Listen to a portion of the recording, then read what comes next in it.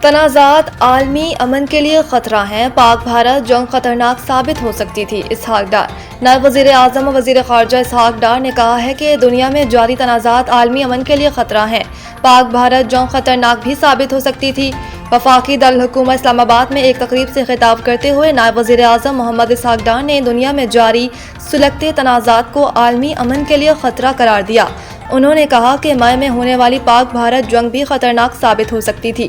نائب وزیر اعظم نے موسمیاتی تبدیلی کو بھی ایک بڑا چیلنج قرار دیتے ہوئے کہا کہ درجہ حرارت میں اضافے اور مسلسل سیلابوں کے معیشت پر تباہ کن اثرات مرتب ہو رہے ہیں۔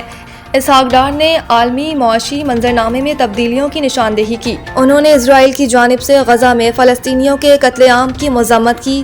نائب وزیر اعظم کا کہنا تھا کہ پاکستان تنازعات کے حل کے لیے مذاکرات اور سفارتکاری کی حمایت کرتے ہیں۔ انہوں نے اپنے خطاب میں جنوبی ایشیا میں درپیش اہم چیلنجز میں غربت، ناخواندگی اور ناگہانی آفت کو بھی اجاگر کیا۔